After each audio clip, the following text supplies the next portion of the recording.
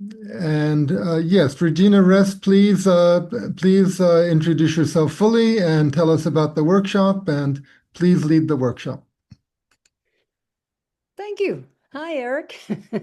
Hi, I see a lot of familiar faces out there. It's so good to see you. May I just say, I am 83 years old. And when, what was the discussion at the end of the last session was, how we think everybody's younger. So now I think 60-year-olds are really young. It's just the way it is. Um, yes, my background, I started acting in plays when I was a teen. I started dance class when I was 3. So I've just been in this performing and ultimately teaching place forever in my life, which I love because it's about communication. And the discussion just now was about interconnection and communication. I think all of the forms of the performing and all the arts and everything is about connection. Language is about connection. So that's what I'm going to be talking about today. And I think this is from quantum physics, the concept of interbeing. We're connected not to just to other humans, but to everything on this planet and everything in the cosmos. You start getting into all that kind of both thought and then the physics of it, uh, which I find fascinating. So yeah, and how do we connect as as human beings? We tell each other stories. That's what we do. We tell each other stories. Just to get back to me, yes, I am an ESL trained person. That is English as a second language, and taught adult immigrants in New York City for years. I've taught it with foreign students in both NYU and Santa Fe University of Art and Design and other places. So I have wandered through the territory of teaching English.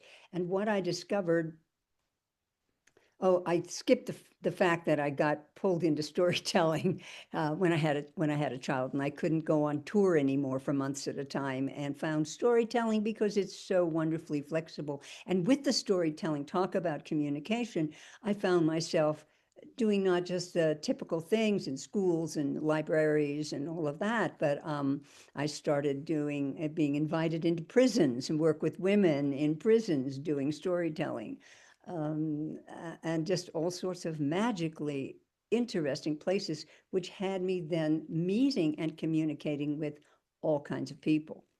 So I think storytelling is the key to everything, kind of, sort of. We're hardwired for it if we start looking at the brain science of it. It's really interesting. It's the basic way we communicate. Uh, we ask each other, hey, what'd you do this past weekend? What happened in school today? And we start swapping stories. We are hardwired. That is how most of us do most of our communicating is, let me tell you what happened today.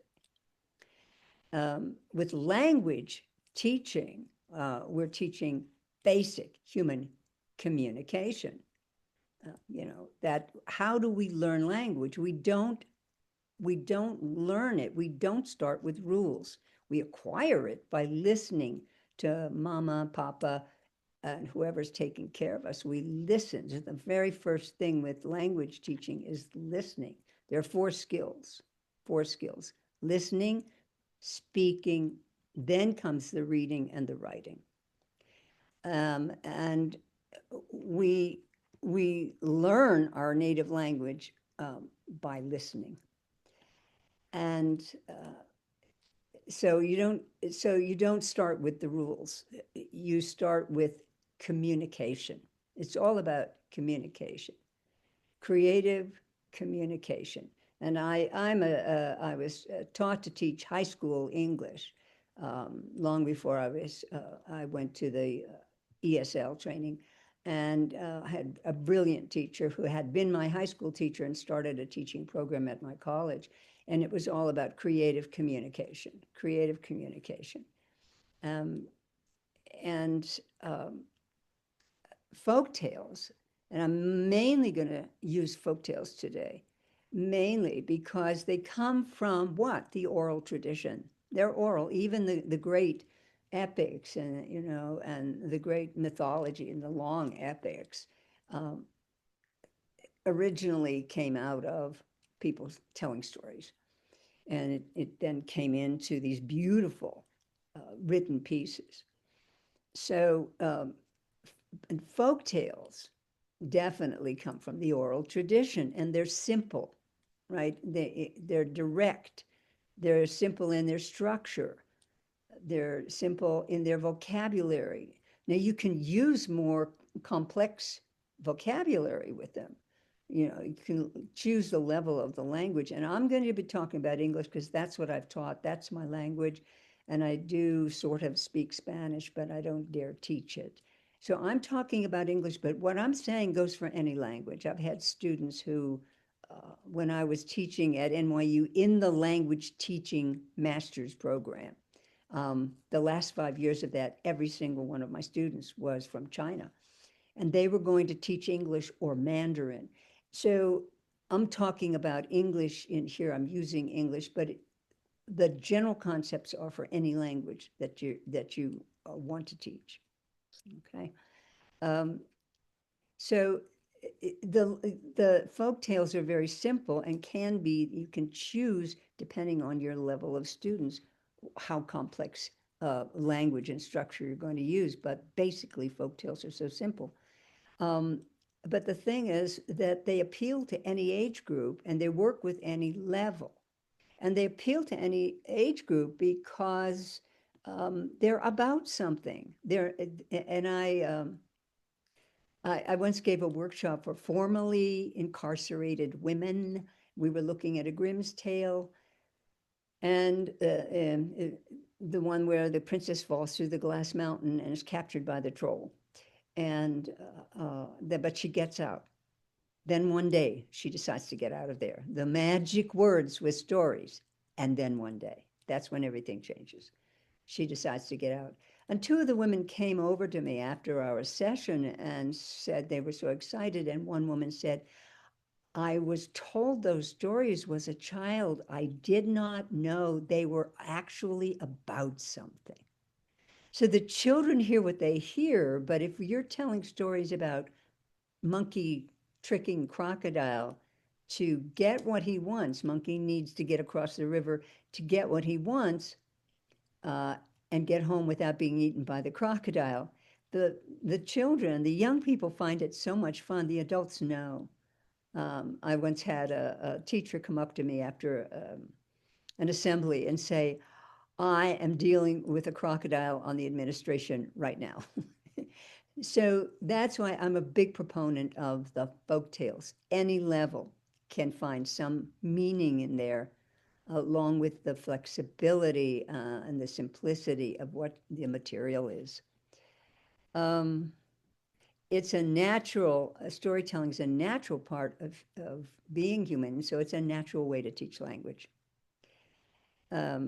It also, because we do oral storytelling, it's not just vocabulary and grammar, and you'll see we'll get to the grammar, but intonation, rhythm, all of that by doing it orally, you get it. When you read something, you don't get that. You don't get the intonations. You don't get the rhythms, but we sure do with the oral storytelling and with the folktales for sure.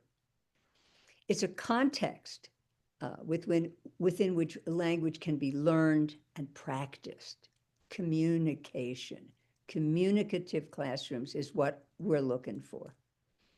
It also gives an opportunity for sharing and self-expression with our students, which is critical. And it can, and of course, any of the stories can then lead to personal storytelling. Where in the story do you see something that reminds you of something that happened in your life? And then you can get into the personal stories.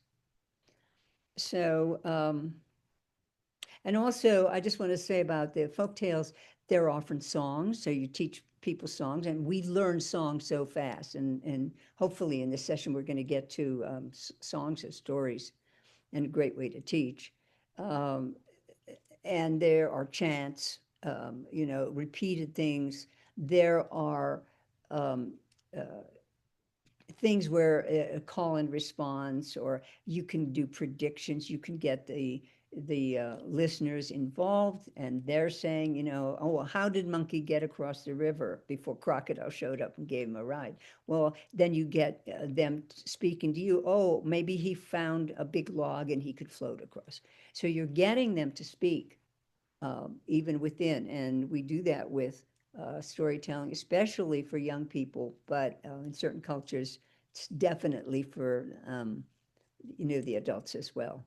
The participation. So remember, the more you use a language, the more you learn the language. So, and I just want to say that obviously it's not the only technique you're going to use if you're a formal language teacher, trained language teacher, as opposed to a regular teacher, who's not trained in teaching language. Of course, you're going to get to the grammar and all of that. But I'm saying a tool to introduce the grammar, to introduce, and then the love of the language is the storytelling. Um, yeah. So that's where we're at the moment. Okay. I'm going to start with a very, very simple story. And you know what, I'm going to change my view to gallery. Oh, there's the rest. Go. All I was seeing was myself, and I thought, am I talking to myself? I hope not. Um, I'm going to start with something that I love to start most classes with, whether they're language classes or any class. And I saw somebody once introduce uh, a whole conference to adults by getting everybody in the room to do this story. So I'm hoping that you'll play with me, because a lot of what we're going to do is play, because I think that's a good way to teach. Um, so you know what, Eric, before I get into all this, I need to have a whiteboard. So I think do I go to share and then Yeah, I think you go to screen share, and then I'm not sure what you have to do to get to the whiteboard. Oh, you found it.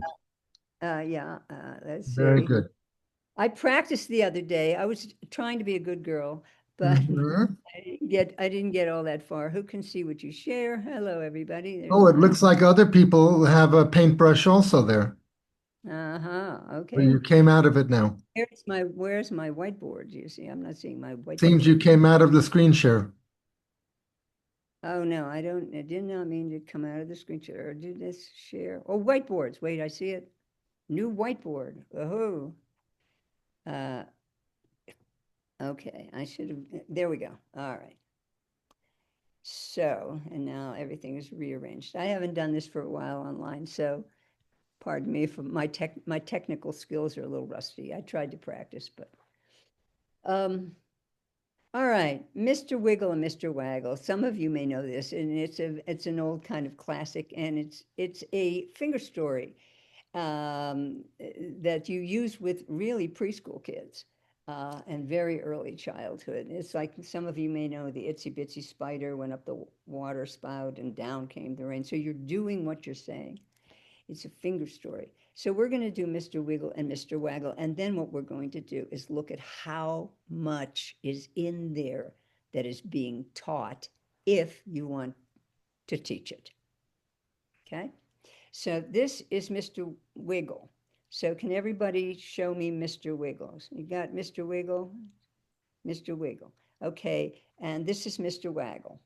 This is Mr. Waggle. So Mr. Wiggle, everybody. So when you're teaching language, especially beginners or, not totally out there knowing what they're doing, language learners, make sure the basic vocabulary in your story is understood.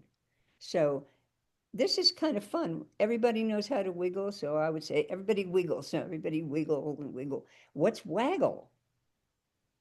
Well, think about a dog's tail. Waggle's not a word, but it's also a kind of wiggle. So Mr. Wiggle and Mr. Waggle. So we get through that. All right, now we have to put them in their houses. So fold your thumbs in and fold your fingers around. For early childhood, this is very difficult. This is called fine motor skills. I'll just toss that in before we even get going. With this, you're also teaching fine motor skills, which we as adult teachers don't think about. So Mr. Wiggle and Mr. Waggle. So I'm going to tell you the story, and I'm hoping that you will join in as soon as you figure out the pattern, okay? So one day, Mr. Wiggle, everybody, let's see Mr. Wiggle. One day, Mr. Wiggle decided to visit his friend, Mr. Waggle, okay? So he opened the door, pop, and he went outside, pop, and he closed the door, pop. So stop right there with, now we can't all do things together. We can't all speak together, right? So maybe you need to be on mute and then you can say this with me out loud, but I'm hoping that you will, because it doesn't work if everybody's talking with their mics on. Now, Okay, Regina, we're still on screen share and we're seeing some sort of whiteboard. Do you want to come out of screen share for now, or do you still no, need it? because I'll never find my way back in. How's this? We'll take it there Okay. because I'm going to use the whiteboard when we get through the story. Okay. Okay. That's because I don't want to have to go, oh, where is it, every time I come in and out of it. So hopefully, Okay. is that okay? Is that going to work? All right, let's start again. So you already know the first beginning, so you can be saying it with me or pieces of it, certainly the pops, because the little children are, those of you who work with little children, by the third pop, the children know there's a pop, right? So one day, Mr. Who, and everybody say, Mr. Waggle. So Mr. Waggle decided to visit his friend, no, Mr. Start again. See, Regina's thinking about this, the screen share thing. One day, Mr. Wiggle decided to visit Mr. Waggle. So he opened the door, pop, and he went outside, pop, and he closed the door, pop, and he went up the hill and down the hill, and up the hill and down the hill, and up the hill and down the hill. And he got to his friend's house, and he knocked on the door. Let's everybody knock. Knock, knock, knock. Again. Knock, knock, knock. Knock, knock, knock. But nobody was home or there. So he went up the hill and down the hill, and up the hill and down the hill, and up the hill and down the hill. And he got to his house, and he opened the door, pop, and he went inside, pop, and he closed the door, pop, and he took a nap. Everybody take a nap, take a nap. And you might snore if you want to, or wheeze if you want to. Take a nap. Okay, the next day, Mr. Waggle decided to visit Mr. Wiggle. So what did he do? He opened the door, pop, and he went outside, pop, and he closed the door, pop, and he went up the hill and down the hill, up the hill and down the hill, up the hill and down the hill. And he got to his friend's house and he knocked on the door. Knock, knock, knock. Knock, knock, knock. Knock, knock, knock. But nobody was home. So he went up the hill and down the hill, and up the hill and down the hill, and up the hill and down the hill. And he got to his house and he opened the door, pop, and he went inside, pop, and he closed the door, pop, and he took a nap.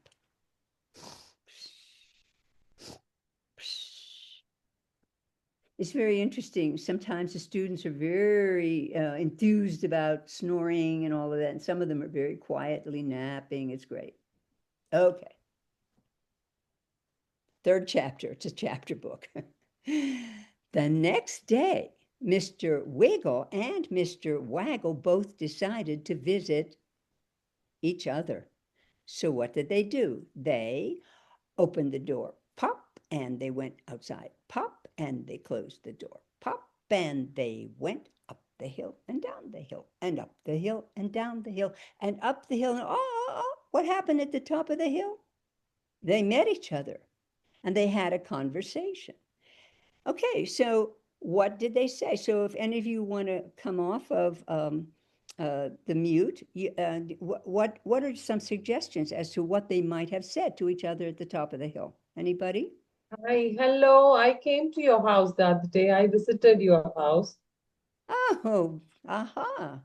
You tried to visit me. Good. Okay. Anything else? What did they I say? knocked at the door, but you did not open.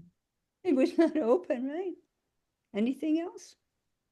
It's easier. I too Yeah. came. I too visited your home. Bonnie, I want you to be my friend. You've got lots to say to me. I love it. Thank you. Thank you. Anybody else? What do you say when you meet your friends suddenly at the top of the hill? You're here. Even me. Me too. Me too. I too went to your house. Knocked and you didn't open the door. Uh-huh. So what you can see that this can be, and of course it's easier when we're all in person, to have a little conversation. So we're improvising language here, right? Okay, so then they decided it was late, so they had to go home. So they waved goodbye. So everybody can wave goodbye. Maybe they even shook hands. Here's some more fine motor skills that are, they're not so easy to do. And what did they do? All right, so the question is, are they going up or down the hill? They starting off by going up the hill because they always did, or are they going down the hill? Where are they? Up the hill. They're at the top of the hill. So where are their houses? On the So other they- sides.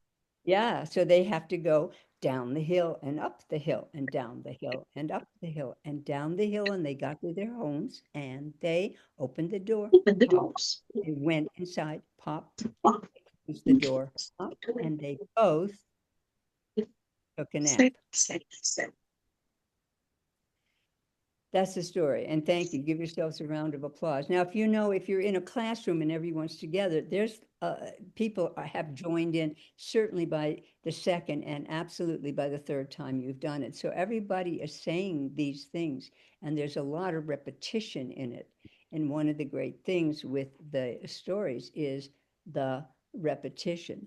So you can come off mute and just what are some of the things in here that you noticed? And those of you, I know a lot of us work in the schools at many levels. Okay, yeah. So without even thinking about the language teaching yet, what's in there? Especially this is obviously early childhood. What's in there that's being taught? Because I think one of the things we don't what I want from this workshop is that we start seeing how much is in what we do that we haven't even noticed because it's so obvious to us and it's not our the direct thing we're trying to teach, but it's in there. It's in there. So, all right, so we've got the repetition, which makes learning easy and makes memorizing easy, right? We've just repeated a whole bunch of things, which we're going to deconstruct a little bit. There's repetition. What else is in there that you might have noticed? You can just chime in, anybody wants to. Otherwise, I'll tell you. Any early childhood teachers in here? Yeah, this is Nitya Rangarajan. So I'm from Chennai, India. There is a voice moderation which happens, and it grabs the attention of the children when we have the moderational voice. Yeah. Okay, right. Yeah. Anybody else? Hi, Regina. This is Debjani. Hello. Hi, Debjani. Hello. Yeah. So I'm currently working with kindergarten students trying to develop their language. So this is very, very important. Thank you for offering workshop to us. So what I noticed that when you opened, pop. So the sound and is matching the meaning of what the word means. So, Uh-huh. what is opening? What is closing?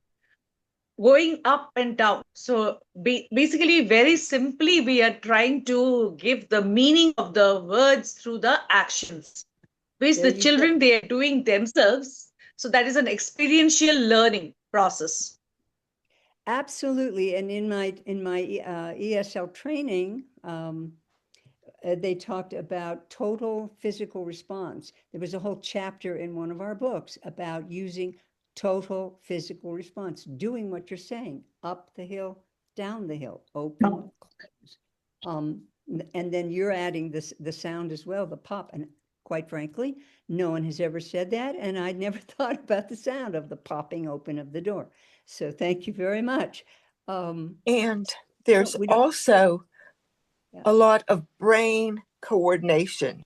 There's brain finger coordination and brain language coordination, and all three of them.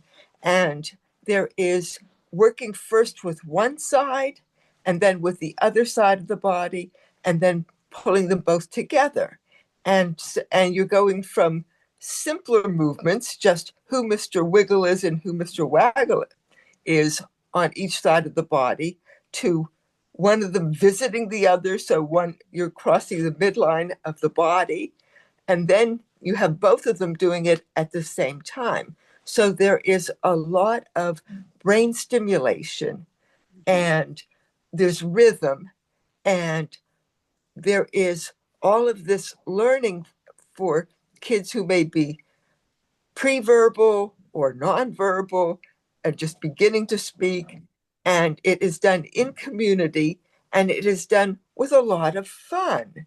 And then there's a change in tempo from Right. the movement to the napping and the snapping. So it is very, very rich. It's very, very rich. And most of us who are not trained in that sort of, awareness don't even think about it. So it is opening up lots of connections and synapses and doing so many things that we don't even think about. And Rachel, you spoke about it's fun. um, it's, as a starter, it's community building and a safe way to get everyone engaged in something because they forget themselves. And I've seen it, it of course works with children. Most kids will just jump right in and play with you. But I saw somebody use this story to open an adult conference. I mean, granted, it was a storytelling conference, but adults will do it. And I even got teenagers to use this story, who are, teenagers, uh, by frame storying my lesson with, this is a silly little story for kids, but, some of you probably have siblings that you have to take care of, or maybe you babysit, and here's something you can do if you don't know what else to do with the kids. And by doing that, I gave these teenagers permission to relax and have fun and do the story. So there's that aspect of storytelling with any teaching, but absolutely with the language teaching as well. The safety of it, you haven't put anyone on the spot, the fun of it, if you make it fun, and community building. All right, so now I'm going to try to use this wonderful thing. So let's get to language teaching. All right, Regina, enough about all this and, general teaching. Um, what's in there in terms of grammar? Well, there's always verbs. And most people start by seeing verbs and they go opened and shut. Okay, that's the past tense. But those are the open and shut are regular verb. Open is definitely a regular verb. So let's skip to the more complex. They they went. Ooh, let's see if I can do this. Went up the hill and down the hill. That's the past, irregular past tense of what verb, and it's the verb go. So how much do we use that go places? And we use it not just for the journey go, but we use this verb a lot. So you have taught them the past tense of a very major verb without saying, and now here is the tenses of the verb to go. All right, went, it's in there. And how many times did we do it? We went up the hill, we went down the hill. We didn't go up the hill. They go up the hill is the present tense of that verb. This is that irregular past tense. All right, another one is got. He got to his friend's house, which is the past tense of get. Now, how major is get in the English language? Well, if we were in a classroom, it'd be very easy if we were together, say like, how do we use it? Well, we get somewhere, right? But we also say, would you get me some milk while you're at the store today? We also say, get lost. I don't know if you do that in India, but in the US, and I'm teaching American English, so, US English, so it may be slightly different, but get lost. We use it. We use this verb so much. Did you get it? Did you get what I was just saying? You see, and you're like, wait, why is it that verb? Well, it is that verb. And here is, we got to his friend's house. He got to his own house. We're teaching the irregular past tense of major verbs in here without even thinking about it. And then if you are a language teacher, you can get into, after we've done all this and we've used it, you see, it's now in those brains, right? That we've done all these wonderful things to stimulate our brains. It's there. Now you can say, and this is the past tense of this verb. Those of you who are not teaching language per se, if you're working with a cooperating teacher in a school, for instance, you're just coming in maybe once a week, which a lot of us do who do arts and ed here in the US. But you can say to the cooperation, the teacher, we call them cooperating teachers, by the way, within what I'm doing, there's all of this. And they, if they want, can reinforce it, because here in the US, if you're teaching in any school, especially in a big city, you've got language learners. So even if you're not formally teaching a language, you've got language learners in there. And so to point out, for example, to the school people, oh, what we're doing today has a lot of stuff in it that you might want to do lessons with, you can do that, or put it in a grant proposal, or just any proposal to do teaching. If you're using language at all, you're also teaching the language. Even if you're just, in a conference and you're giving a speech, what you're doing by communicating in the language, in this case, English, for language learners, they're maybe going to hear things that they didn't know before. So you've got these verbs in here, and it's not necessarily your job, unless that is your job, to teach it formally. But they've used it so much that you've been teaching it. Yeah. He took a nap. Took. This is fun to use this. Except I'm not very good at it, am I? Took. I may not use the whiteboard. We'll see. He took a nap. Okay, so that's another irregular verb, right? He took a nap. Take, it's take, right? It's also something else. He took a nap. We take naps. We go to sleep, went, but we take naps. So it's not only the irregular verbs, it's expressions. We don't go to nap. We take a nap, and we don't take a sleep. We go to sleep. Why? I don't know. I'd have to go look.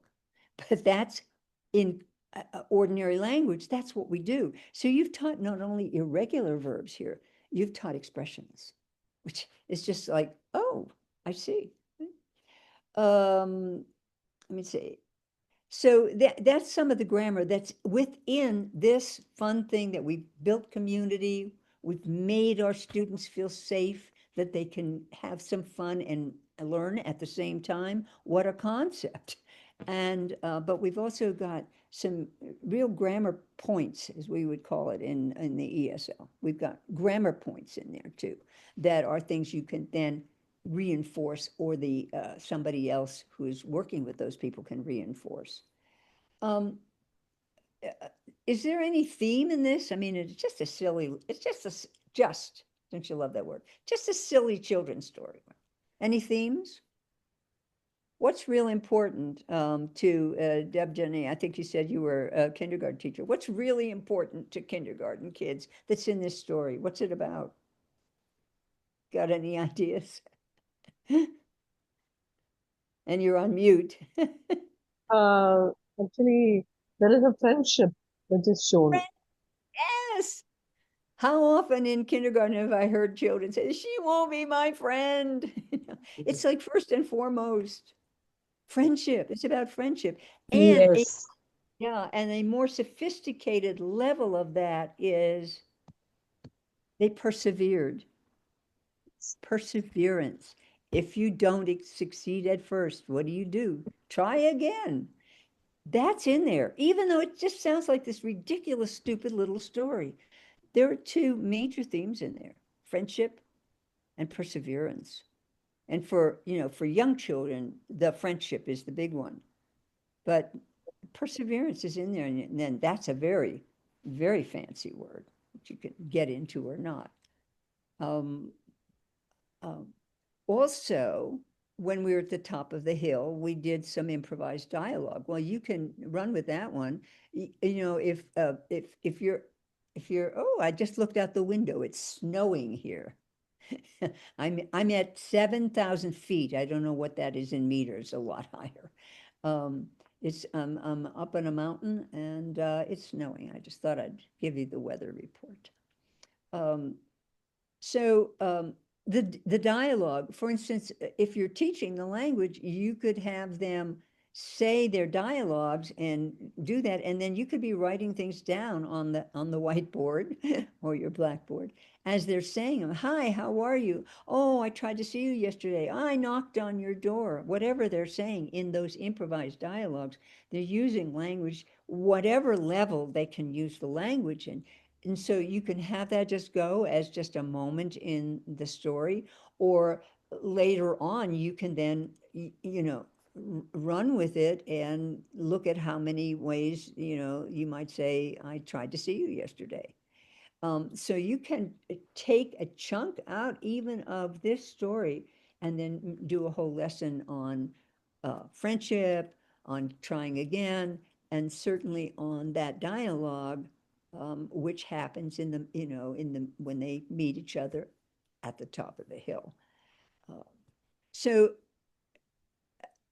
that's just one very simple little story with all of these ideas in it. So Rachel, your hand is up. Yes. I have grandkids who live in Israel, and their mother asked me to speak to them in English. And what I notice is they'll say, instead of saying they go somewhere, they'll say them go. And because in Hebrew, you could use that equivalent and it would mean they go somewhere. So when they were little, my daughter said, let them make the mistakes because we wanted them to have fluency.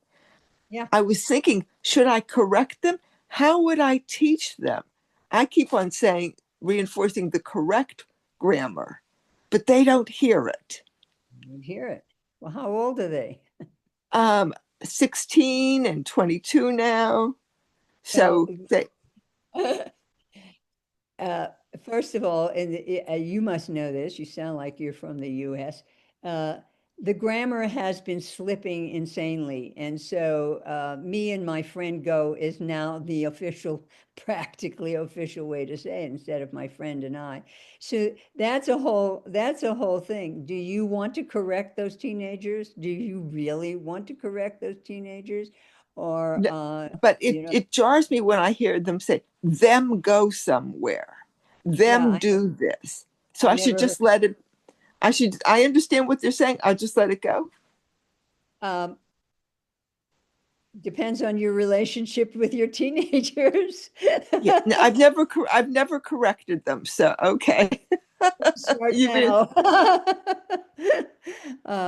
But yeah, it's jarring, and language does change. Language changes, so we oldsters have to go along with it. But yes, there's a lot of that sort of thing, and it jars me. It's like the uh, object pronouns are now being used as subject pronouns. So uh, me and my friend go Mhm.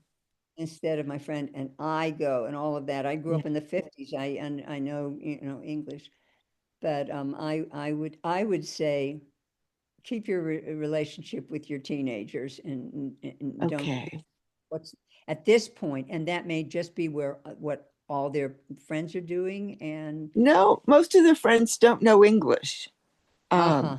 or they get a little bit of English at school. And my grandkids are to different degrees, very bilingual. But Yeah. this is Well, a you one could grammar mistake.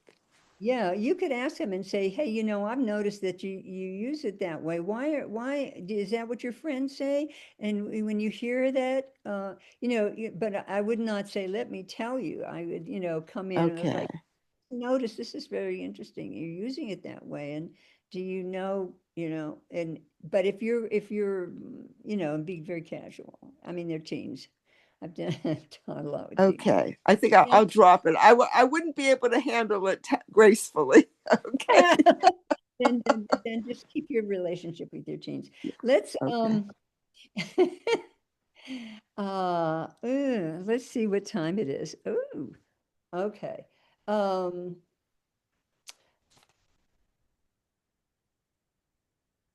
let's go to let me go to Two Goats on the Hill. um, so there are tons of things. So I just want to say there are so many ways to play with stories to teach the language. All right, so you've got a whiteboard, and so something you can do, and I can't draw with an eraser. I have to use this. Oh, no, I can use this. I think, no. Where's it? Huh. I thought this is, no, that's a stamp with something I draw. uh, oh, I know what my problem was. I was using the draw button instead of the text button. That's what happened. All right. You can see that I'm not well practiced with the whiteboards. I used to be. All right. So something else you can do. Let's go on to another story. You can get in front of the class and say, all right, so this is a couple of mountains, okay? And if you're really wanting to teach vocabulary, you can write the word mountain to the side. You can write all the words to the side or next to the thing, or have somebody come up and write the word mountain. Or you could say, what do you think these are, though? It's hard to tell. Okay. But so you can always, when you're playing these games, start adding words on the board and teach. If that's what you're doing, teaching it. Okay, so these are two mountains. What do you think is between the two mountains?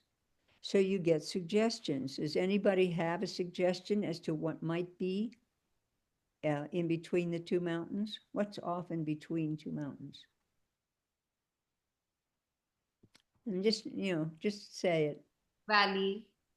A A valley, garden, a garden, garden. So we can start using that vocabulary, or I say, but no, not in this story. What do you suppose is between them? Not a valley, and not a garden, something else. It's wet. A river. That is the river. There you go. So getting suggestions and predictions is a great thing to do. So, and then if you were in a classroom, if we were in a classroom, I would have somebody come up and draw the river. Okay. Because the more participation, the better. So maybe there's some waves. That's not a good wave. Those are little waves. So it's a river between them. Good. And you can get that word up there. And how could you get from one side to the other? What do you need in this picture to get from one mountain to the other? Boat. Hmm? Boat. Boat. Boat. Ooh, a boat. That's a good idea. We could draw a little boat in there and put a flag on it. Okay. Anything else to get from one side to the other? What if you're not a human being? What would you need?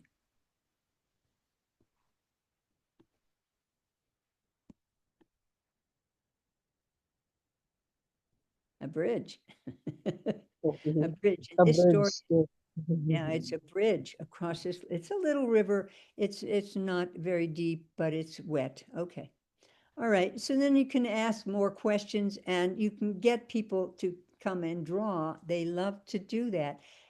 I'm looking for participation and fun because then the language learning really comes faster when they're participating full body. We were talking about that, and having a good time, and they're forgetting about, oh dear, I don't know the grammar. Well, you know, we're going to use this. We're going to use the words. We're going to use it.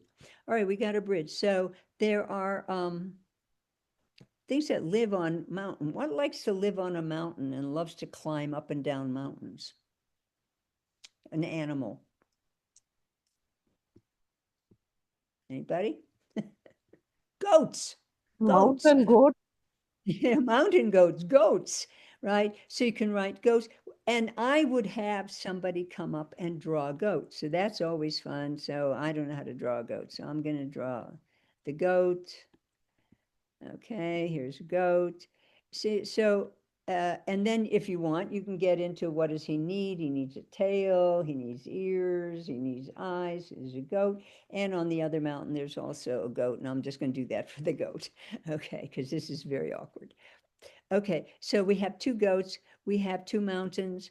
This is the East Mountain, and that is the West Mountain. One thing that I found in teaching my English classes in New York City, and is that people don't know how to read maps anymore. Everybody's on these UPSs or GPSs or whatever they are. And so nobody knows how to read a map. Nobody even knows at this point, when you're looking at a picture of a map, what's east, west, north, south. And the head of my program said, teach them to read maps.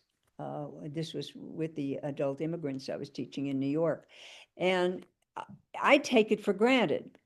You know, we take so much for granted, but here's an opportunity if you want. Where's east on when you're looking, see if anybody knows, and you know, get that in. So that's something else you're teaching. Then you've got the words east and west, and the north is up at the top, which I've got a thing, so it's hard for me, but the north is up at the top, and the south. We don't even think about, those of us who know how to read maps, grew up reading maps, that young people at this point, they don't. And so there's another teaching opportunity coming out of, we are going to get into a story, but this is, we're drawing the story. So there we have it. Now, something you could do here is predict what the story is. And you could get them telling you what they think is going to happen with the two goats. This is a goat. I'll put his ears up here. Is that what goat ears looks like in his eyes and his mouth? You can get them predicting. And with the predicting, and we do this in our storytelling. I mean, you know, interactive storytelling, especially with young people, but there are lots of cultures that it is a natural thing to do it with the adults as well, the interaction. Well, with all of that, you're teaching and you're getting engagement because it's about engagement. So here we are, and we've got a story. We can predict what the story is going to be, and then you can tell the story. And I'll tell you the story briefly. It is a brief story. One time there were two mountains. There were two mountains, and between the mountains there was a river. See, we've already we've already got this vocabulary, and if you're really wanting to, you've got it on the board. There were two mountains, and between the two mountains, there was a shallow river. But it was wet and stuff. So to get from one mountain to the other, you had to go across a bridge, right? And this particular bridge was very narrow. It wasn't a big bridge at all. It was a little narrow bridge, but it was there and you could get across the river. Now on the mountains, there lived two goats. There was a goat on the east mountain. There was a goat on the west mountain. Hear all this vocabulary that's coming through. And they didn't know each other. They had never met, even though on certain days of the week, the goat on the East Mountain would go down the river, down the mountain, and cross the little bridge to the West Mountain, because there was some flowers over there that he particularly liked. So he did that on certain days, and then he'd go back up over the bridge and back up the mountain. And on other days, the goat on the West Mountain came down, crossed and they would say bridge, right? Because they're going to start chiming in. There was some grass that was really good over there. So they would do this to go and graze, to go find the food they liked that was growing. But they had never met. They'd never met. But one day, those magic words, but one day, right? They both came down the mountain at the same time, and they both got to the bridge at the same time, and they got in the middle, and they couldn't pass each other. It was so narrow, and they'd never seen each other. And the East Mountain goat said, "Who are you? What are you doing on my bridge?" And the West Mountain goat said, "Who are you? What are you doing on? Get off my bridge. Get off my bridge. I'm not getting off this bridge. Look, it's my bridge, and I'm trying to get across. Get out of the way." And they had this big fight. Well, they were goats, and they were very stubborn, very, very stubborn. And they started to push each other, shove each other. You can use as much language as you want in any of these places, right? And they locked horns, right? And they pushed and they pushed and they pushed each other off the bridge. And both of them went into that river. It wasn't that deep, but there they were in the river. Oh, oof, they were goats. They were so angry. And they went and climbed out of the river and went back home, and they were muttering, "Oh, look what his stubbornness has done." That's the story. Okay. The story is called Two Goats on a Bridge, and I found it in Margaret Reed MacDonald's book, Peace Tales. Some of you may know a lot. She's put together a lot of books of folk tales. So this is stories that get us into war, stories of war, stories of getting out and going into peace, but they're all folk tales like this, or most of them are folk tales. This is the beginning of the book. There's another version of this story at the end of the book where it's a peace tale. Okay, so that's where I got this story. So so I think you saw some of the vocabulary and all of that, and get off the bridge. There's that verb again. So what I'd like to do is, if we can, Eric, I'm not sure how many people are here, if we can go into breakout rooms, because what I would do in a class at this point, and if we can't, we'll just talk about it, because I'm just looking at the time. Yeah, why does this say 8:30? Yeah, I'm looking at the time, so we may not do that. What I would do at this point is put the students into pairs and talk about changing the ending. Because one of the great things to do, and I'm sure a lot of you have done this sort of thing, is change the ending of a story. And can you change the ending of the story into, instead of being the goats in the bridge, "Get off my bridge, get off my bridge," is to change the story so they learn it's into a peace story, and they learn negotiation. They learn polite ways to say, get off the bridge. Now, something you could do at this point before they do that is say, what are some ways to politely or nicely ask somebody to get out of your way, and get a, and write that on the board. All right. So now we have options of, instead of get off my bridge, options on, oh, would you mind? I'm trying to get across. Would you move over? Can we figure this out? All of that. But also with the story, with the pairs, with the story, you can change the story enough. It's the place is there and the characters are there. And these are words you could also be teaching: characters, location, etc. All right. So it's the same thing. There's the two mountains, it's the two goats, it's the river and the bridge. Okay. But maybe there's a whole backstory, and maybe they have a way to negotiate. So, but how to make polite requests? Because there are a lot of ways. Excuse me, can I get past? Would you mind? Blah, blah, blah. There's lots of ways to politely ask somebody to move aside.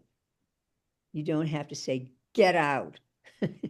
Right? I love that verb, get. We use it so often. Isn't it interesting, English? And so, and I don't think, because I am looking at the time, but that would be a wonderful project. And that's a project to do with any story, is how would you change the ending? Or stop telling the story in the middle, and say, what do you think happens next? And it's really important to get people to work with partners or in groups, because that way they're having to use the language. Now, obviously, in level one, you have to be really low key with level one, but when they get a little bit of language, they're excited because they have a reason to use the language, and they can try to use the language. So working with pairs, working with groups is something that you do all the time, and it's a natural when you're coming out of the folk tales. So yeah, what I would do at this point is, and then have them come, and maybe if they're in pairs, tell their story to another pair, and then who's brave enough to get up and tell it in front of the whole class. And I've had some hilarious stories, including they fall in love and get married. So the goats. So that's, to then move from the folk tale. And you've got all this, and you'll have lots of words on the board. You might have, as I said, ways to say things or expressions. If you get lots of that on the board, and the picture of it, then they can make their own story. So Rachel, I see you have your hand up. So what, Rachel? Yes. Um, Are you there? give two of the quick lenses. If you have aggression in a class, you can have kids who are fighting with each other take these parts. And the second thing is, this also has a lot of math concepts. One-to-one correspondence, each goat has two eyes and one tail, and there are two mountains, and there's symmetry, and there's direction up and down. So I just wanted to add, Well, I'm so more glad. richness to the story. Thank you. You can use story and storytelling to teach any subject. That's basically sort of what I teach at NYU in my major class. And how useful stories and storytelling is for not only teaching, but for social justice work, peace and justice, for all that stuff. So Yeah. I once got 4 people in getting master's degrees in teaching math. And so I contacted several of my storytelling buddies who I know do that, use stories to teach math, and got some lesson plans and ideas, and brought them in and presented it to my class, the whole class. And we started looking at math lessons in every story we were using. And I didn't, because I don't, see, I don't even think about math. I try not to think about math. But the other students, and most of whom were teaching like music education, dance education, it's most of them, although there's all sorts of people in that class, including drama therapy people. But they're not math teachers in that class. They started pointing out math lessons in the stories. So this whole thing is about opening our eyes, opening your eyes to how much is in something that we don't even notice until we start to notice it, until we're open to it. We don't even notice it. I didn't think about the math lessons here. Thank you, Rachel. But you know, so there's language being, but there's everything. But then there's the language of math, and you may be teaching English to people who are. I mean, there are very specialized English teachings, or any language applies for all languages. You know, teaching language to medical personnel to talk about the medical stuff. So, and that's very specific vocabulary, but within, you know, stories, you can find that. So you can teach anything, but the language teaching is always there, because look at how many boards are in that, how many boards of you know, of 12 of 1 foot across boards would it take to get across a river of X, you know, there, you could create massive amounts of math in here if you want, and all the vocabulary for that. So thank you for mentioning math. And ecology. Would you use boards? Would you use twine? Would you use rope? Well, so because I also get a lot of environmental education students in my class, and I love that. I've got a Native American story that is an absolute global warming story, and it's stunning. So it's all in there, and then you get that vocabulary. Let me see. So that's two goats on the bridge.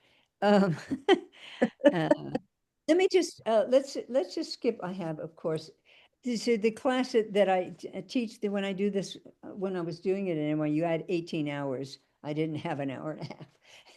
So, a wonderful thing to do, and I'll just tell you, is dictation. And usually when I would do it, I did this a lot with my ESL students, the immigrants that I was teaching in New York City. Because you wouldn't necessarily do all of this in one time. I'm just saying how many different things, and you pick and choose, right? But then the next day when they came in the next session, I would do a dictation that was a repetition, a simple repetition of the story. And so there's one story, for instance, the Aesop fable, The Frog and the Ox, which I love to use, is it's a very strange little story. And the little frog sees an ox and says, it's a monster, it's a monster. And he runs back, he hops back to his buddy, the old frog at the pond, says, there's a monster, it's as big as a mountain, it's bigger than a mountain, it's big as 5 mountains. And the old frog is not impressed and says, there's no such thing as a monster. I can be as big as that. And he breathes in, and is it as big as this? Is it as big as this? And he blows himself up. And the little frog says, oh dear, he wanted to be bigger than he was, and now there's nothing there. So there's a ton of things in that very bizarre little Aesop fable. So I would do a dictation when they came back the next time, to remind them of the story. There was a little frog who was frightened by an ox, and just very briefly tell the story. And then instead of just saying, ending with that and say, you know, it's a dictation, so they're writing it, I add, do you think the old frog was right or wrong? Write a short answer to that question. So they are taking the dictation, and then they have to use some thinking about what do you think about what the old frog did. Do you think the old frog was right or wrong? Write a short answer. So there's lots of coming out of any story or anything you do. Yes, there's the oral, but there's also any kind of written extensions. So the little frog is very frightened, and he goes, and the old frog dismisses him. So something you could do is say, write what the little frog said to his mommy when he went home, about what happened to him that day, or write what the ox, who is called a monster, write what the ox said to his wife, or tell. See, so it can be oral or it can be written. It can be individually done, or it can be in pairs, the two people working together. So it depends what you want to do. But there's all that written stuff that can come out. And then there are, one time I was working with kids, they were about 11 or 12 years old. And I had them doing their version, of what the frog said, or what one of the children told the story of a snake who happened to be under a bush watching the whole thing between the little frog and the big frog. And he told the story from the snake's point of view. So point of view is a great thing. Retell the story from the point of view, one of the characters or somebody observing what's going on. Again, this is for language teachers. This is a rich material because they're reusing the vocabulary that's been being taught, but in a different way. There's just endless things to do. And then you can get into punctuation and all of that. There's so much to do. So does anybody have anything they want to say at this point? Because I'm just throwing a lot of stuff at you. Imagination is about, open it up, unpack it, and see how much is in there. So much is in there. So, anybody want to say anything at this point, or I will talk about songs as stories? And I'm not seeing, I don't have, let me see. So I don't see everybody. Eric, you can jump in too if you see. I'm not seeing everybody. Oh, I Well, see. shall we go back to gallery view? Yeah, let's go back to gallery view. Okay, so you have to come out of screen share. Oh dear. All right. Oh, I see. Stop share. Okay. Let me just, Fran Stallings is here. Hi, Fran. So you know about ecology stories. Fran is an incredible storyteller who teaches ecology. I'd love to hear the story you mentioned sometime. That's Glus Kabi and the Wind Eagle. Oh, sure. Yeah. Yeah. So Glus Kabi, this is from Joseph Bruchek's book about Right. Abenaki, I believe. And Glus Kabi is, for those of you who don't know, Glus Kabi is he's a trickster, but he's also a creator. He's one of these wonderful characters. And he likes to go fishing. And one day, I'm going to do this really briefly. He wanted to go fishing, and he put his canoe in the big lake, and the wind blew him back to shore 3 times. Everything happens 3 times. He was so frustrated, and he went to his grandmother and said, what makes the wind blow? Because I'm trying to go fishing and it's blowing me back to shore.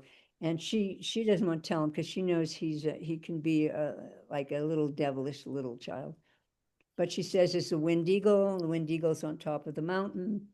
When he flaps his wings, the wind blows, and that's what makes the wind blows. And Glus Kabi goes up there, and he talks to the wind eagle. Now, when he's going up there, it's great because the wind is blowing stronger and stronger as he goes closer, and it blows off his moccasins, it blows off his shirt, it blows off his pants, it blows off his hair, it peels off his eyebrows. It's really strong wind. And he gets up there and he's holding on to rocks to stay on the mountain. And he says, you do a really good job, but you'd do better if you were on another mountain. And the Wind Eagle says, how will I get there? And because the Wind Eagle is kind of stationary, and he says, I'll carry you. And Glooskobby picks him up, and he has a rope. He ties the Wind Eagle to his back, but he's really not doing that. He ties up the Wind Eagle and throws him into a crevice in the mountain. And knows there's no more wind. So he goes back down, but he notices he's sweating. The air starts to stink because there's no wind. And it's just, things are awful. And he gets his clothes, he gets his clothes back on. His hair grows back, his eyebrows grow back, and he puts his canoe in the water. The water is full of stuff and smells, and it's just horrible. So he goes back to his grandmother and he says, this is terrible. What? And she said, what did you do? Because she knows him. She said, what did you do? He says, well, I wanted to go fishing. So I tied up the Wind Eagle and I threw him in a hole in the ground. She says, oh, Glooskobby. And then she gives him, the lesson. We need the wind. It cleans the air. It cleans the water. It brings the rain so we can have crops and, all the good things. It's like, don't mess with the environment is not what she says in the story, but that's what she says. So he goes back up and he talks to the Wind Eagle and gets him out of there and puts him back up. And he says to him, it's good that the wind blows, but it would be good if the wind doesn't blow sometimes. And so that's why the wind blows sometimes and sometimes it doesn't. So that was a very, put together version of that. It's a wonderful story. But when I read that, I went, my God, human beings selfishly interfering with the natural world for their own purposes and messing it up for everybody. That's the story. It's called Glooskobby and the Wind Eagle. And they, and so especially when the environmental ed students are in there, we do it. Or if Very something like nice. that's going on in the wider world that is in front of our faces, like what's going on all over the world now with the environment is way out of balance. So there. Yes, I'm sorry. Thank you. And there's lots to do with that story. And environmental lessons, but then again, if that's your purpose and you're going to start to teach environmental concepts, environmental vocabulary, et cetera, if that's who you're working with. So it is teaching language. It's also teaching a very big lesson. I would just like to briefly talk Sorry, about. I slipped the name of the trickster. Who was? Well, it's called Glooskap or Glooskap. The way I've seen it spelled is Gluscabe, Glooskap. Okay, thank you. And that character in various ways is in a number of stories from the Native Americans up around the Great Lakes and up in the northern area. Okay, The yeah. big trickster in our native stories here is Coyote, who is also the creator and he messes things up big time, but then recreates. Okay. It's Nancy in India. There, not India. I'm sorry, West Africa. Conchil, Plondak, the mouse deer, Indonesia, Malaysia. So that's that character. Okay. That Yeah, creates. as we have also in India, like Mullah Nasiruddin and the other ones. Mullah Nasiruddin is the one who is coming to my mind, is the trickster who always do such things and end up messing the things or come up with the beautiful ideas to clear the things. Yeah, thank you. Yeah, the people get PhDs on that character. It's like that character's all over the world, and lots of things to say about that character. Yeah, you're welcome. let me just put in something about songs here. Do you all have the song Rudolph the Red-Nosed Reindeer in India? Do you hear that song? It's kind of Yes, un, yes. oh yeah, Rudolph the red-nosed reindeer had a very had a shiny. very shiny nose. Yeah, in the Christmas times, we mostly hear these kind of songs. Well, You yeah, it's can endless even here. see it, Yeah, you would it even keeps, say, it oh, glows. Hmm.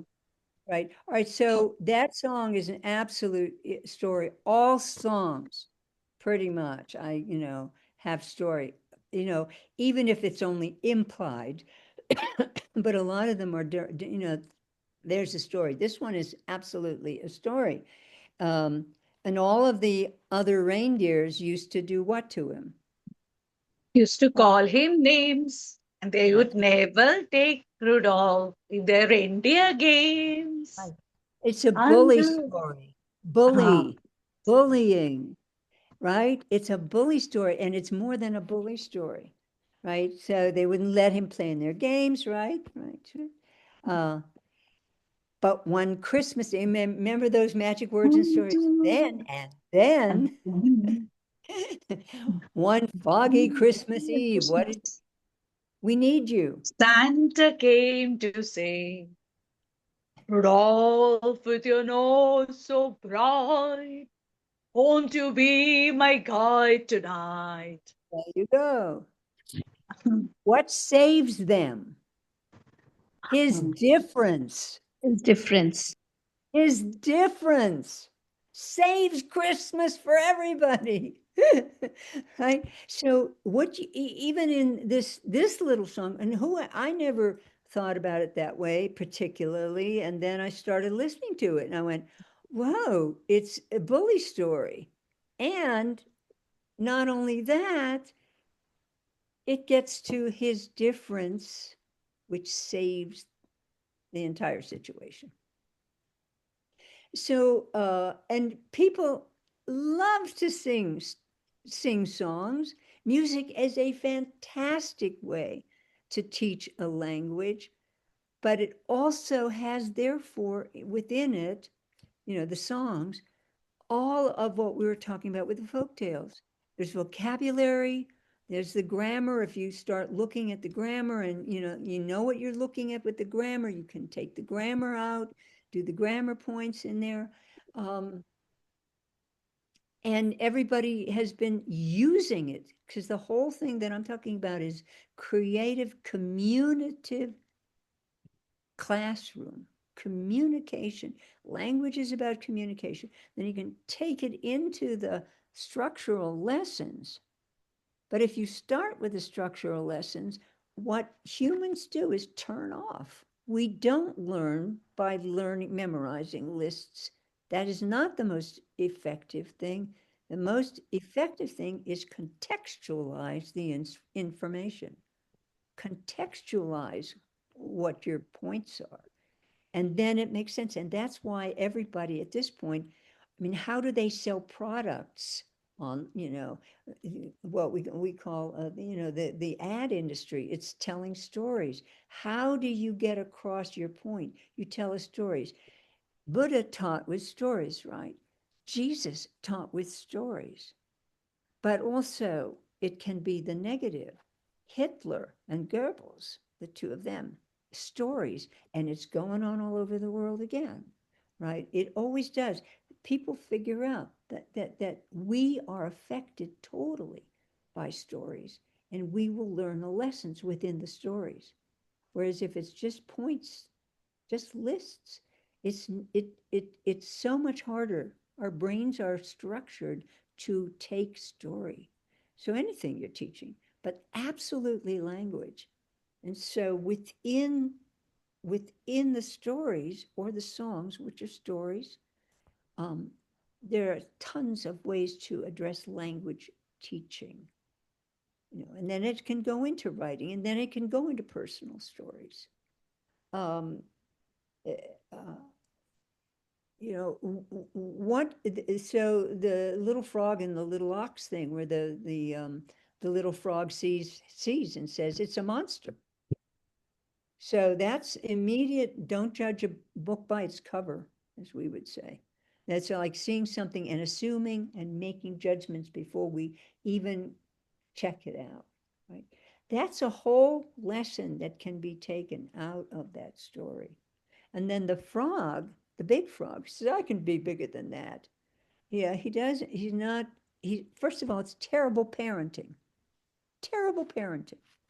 After 9/11, I did some work with an international aid organization that came to New York. I was in New York, and about working with adults who work with children and trauma. And a big point they made was, don't dismiss the fear. If the little child says to you, there's a monster under my bed, you don't say there's no such thing as a monster. The monster's not real, but the child's fear is real. So you take the child and you look under the bed. See, I don't see, there isn't, no, you know, like, I can come back tonight and double check for you. You know, so the whole, there's all sorts of things that can come out of our stories. You know, don't judge a book by its cover. Listen to the children. And it was so interesting because when I used that story with some of my students in New York, the immigrant students, how you know, how is he not listening to, you know, the child? How is he not listening to the child? That's not any way to be a parent. It's just so interesting, depending on where you're coming from, what you see in our stories.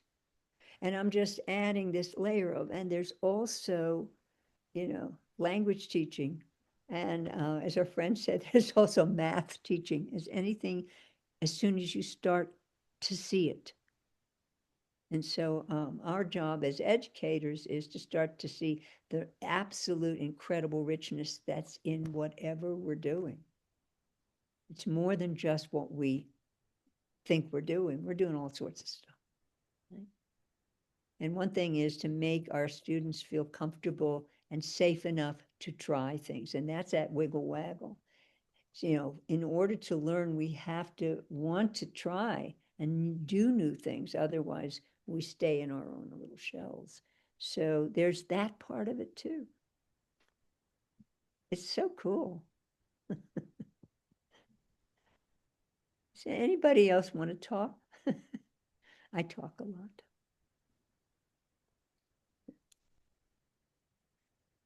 Eric? I want to say that as you said that Rudolph the reindeer, that story, that song, which we generally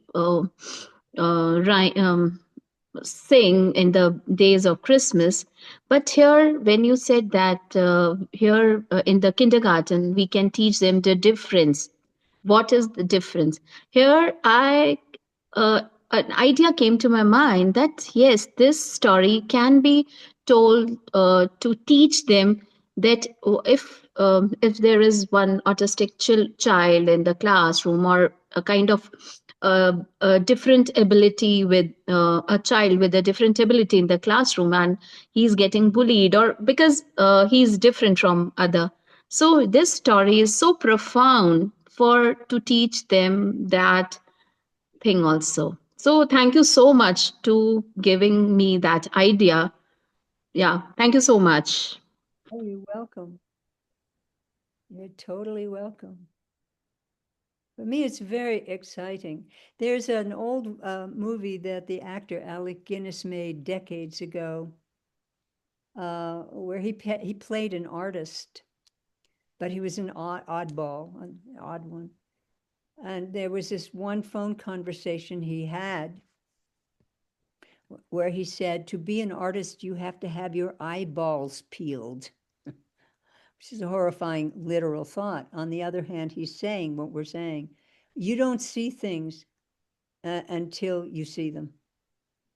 And what I'm doing is encouraging you to see beyond the obvious of what you know you're doing, because there's all sorts of other things within it that may be incredible. And other people, including little children, might see something that never occurred to you. because that certainly has happened. It just happened today. But what I forget what, but somebody said something and when I never thought of that. Oh, the math lesson in the bridge and all of that. Because I don't look for the math lessons. And I don't necessarily see them because it's not my thing. But once you start, that's what I was saying about my NYU students. They were so excited. They go, oh, wait, here's a math lesson. But for sure, language lessons, because what are we doing when we're telling stories? We're using language. So all of the, including grammar. So the grammar point technically, the grammar point in The Frog and the Ox was comparisons. Was it as big as this? No, it was much bigger. It was bigger. It was as big as 6 mountains, as big as 6 mountains. Now I can be as big as that, says the frog. Comparisons, right there. And you can do a whole formal lesson on comparisons, you see, because we already been doing it. But you have to have your eyeballs peeled to look for it, to see it. Anybody else? Carol? Carol, go ahead. I wanted to tell you, Regina, how much I appreciated you telling Mr. Wiggle and Mr. Waggle. I've seen it in books for years. I've been a professional storyteller for over 35 years, and I've seen other storytellers tell it, and I've never told it. Now I will, because you really made it fun. And I am just amazed. It's very hard to translate something into text. When I've seen it in books and it just seemed too, bleh. Well, yeah, because it's a preschool finger story. We was like, whatever. Yeah, and so many of the finger plays that I see in books, they just don't engage me. And I think if I don't like it, how am I going to have the kids like it? Yeah, but it's a great finger play. You have to think like a kid. I learned it on the streets of New York back when I was part of the New York Storytelling Center people. We had a booth at a big street fair in New York, and somebody came up and said, I have a story. Will you all do this with me? I want to teach you this. So we stood in the middle of Fifth Avenue in New York City, and we were doing it. I went, oh, this is brilliant. But I didn't, what I just showed you is long years of thinking about it and then starting to use it that way or seeing it being used, I just knew it was a good. And what you modeled is something that's very old. You've put your creativity in it and you've made it really relevant to our times, And I think that's the enduring part of stories. You learn a story and it has a life of its own. And I did have one of somebody who only does personal stories, and the personal stories have become the total rage. And when anybody thinks of storytelling, at least in the U.S., it's personal at this point. And the older stories are a hard sell. And he said to me, "Oh, we don't want those old stories. We only want to tell stories or listen to stories that are relevant to our lives." And I said, do you think there's no such thing as a heartless giant in this world? Or crocodiles to eat you? And I said, and where do you think we got the word troll from? Yeah, yes. They're all about survival. Folk tales. Well, I think maybe the personal stories are the thing because they can be copyrighted and people won't steal them from you. Whereas if you tell to a conference, people will go home and they'll tell your version of something. It's very hard to copyright an old public domain kind of thing. But whereas a personal, you can. I don't think, I think it's, So, I have a much more cynical view of why personal story has gotten so popular. And I don't have anything against it. I've told it in the 1990s. I was telling a story about a homeless woman that I made friends with on the streets of New York and how much she taught me.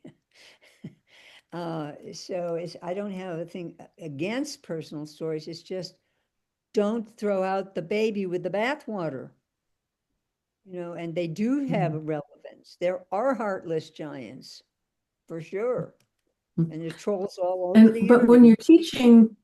when you're teaching elementary students to be storytellers and enlivening them to do that, they don't have the vulnerability to tell personal stories or the experience. And so it's better to go with something that's tried and true, It gives them a little bit of safety. Oh, absolutely. I'm just saying that, there's room for everything, but don't throw out he really said, we don't care about them. They have nothing to do with our lives. Yes, they do. Survival. Yeah. Don't stop the wind. We need it. Blue copy. Okay, Viveka, Debjani, and Banu, and then we'll close the session. Okay. Their hands were actually up before mine, Eric. Okay. Banu, Debjani? Yeah, Banu, go ahead. yeah, thank you. Walk here. Regina, when you were here in India for the Chennai Storytelling Festival, you shared the story, The Wiggle and Waggle. Yeah. I learned it then, and even till today, I use that story. That is always my go-to story, and thank you so much. I never imagined that I'll be listening to the same story today from you. I'm so grateful. That's my first finger play, and that pulled me to go be more within the genre of finger play. And I do a couple of finger plays these days. And thank you so much for that story. Oh, you're welcome. It is, it really is. And I don't really do a lot of storytelling for very young children. So when I'm faced with very young children, I'm right with Wiggle Waggle. Yes, that really does magic. Thank you. But you can see how much is in it. Yeah. And just the opposite, I'm going to tell. I missed that presentation of yours. And today, after seeing it, I'm feeling so happy because when you did it and Banu learned it, I said, no, no, no, Banu, I will not try it. I'm just getting confused. So about the movement and then opening, Papa. So I kept quiet. I tried in my own way, but today I learned it from you. Thank you so much.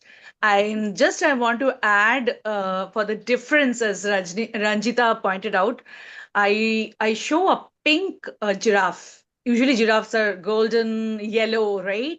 So I don't say anything. I bring a pink giraffe toy, place it, and then ask the children the question, and then start, telling that how is different, spin a story for the autistic awareness, as an autistic awareness story.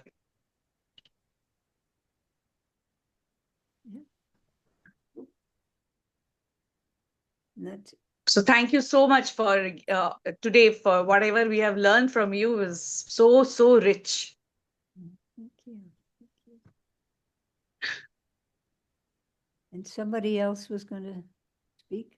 Yes, I was going to say, as you were talking, I started thinking about two things happened. One, I realized how, I guess, important and maybe effective repetition is in telling to children.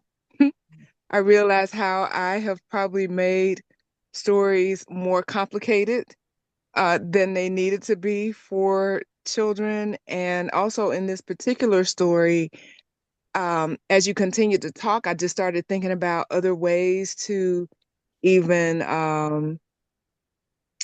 add to the story or modify the story. For example, there could be three mountains, and the first time you just talk about the three mountains, then the next time you add an additional detail about, the first mountain was so tall, and then the next mountain was even taller, and then the next mountain was even taller. Or you could talk about the terrain of each mountain. This mountain was covered with wildflowers, and this mountain was covered with rocks, and this mountain was covered with thorns. Just different things that you could add to the story, that also adds to their vocabulary. Um, like you said, also adds numeracy in there, first, second, third, just, a number of details. But anyway, thank you. I appreciate your time. You're welcome. Yeah. It was a Well, wonderful session, Rajana, and I learned a different perspective of the story and songs. As I always think that songs and stories build the vocabulary among the children.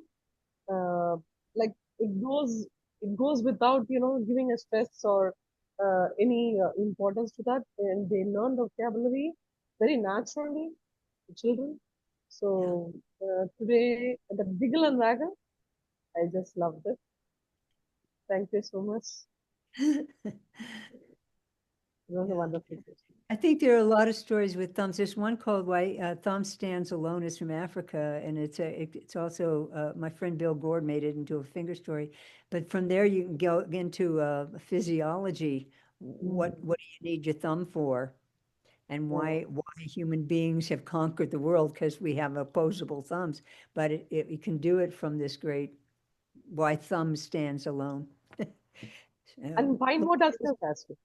And it Yeah. improves the fine motor skills when they do this. And it, of course, being a math teacher, up, down, all these Yeah. are three math skills. Yeah. Yeah. Thank you. Okay, thank you so much, Regina. That was wonderful. Welcome, Eric. Thank you for inviting me. Hmm. And thank you Okay. all for your participation. It's hard online because if you're talking about interactive stuff, it gets tricky on Zoom. We did it.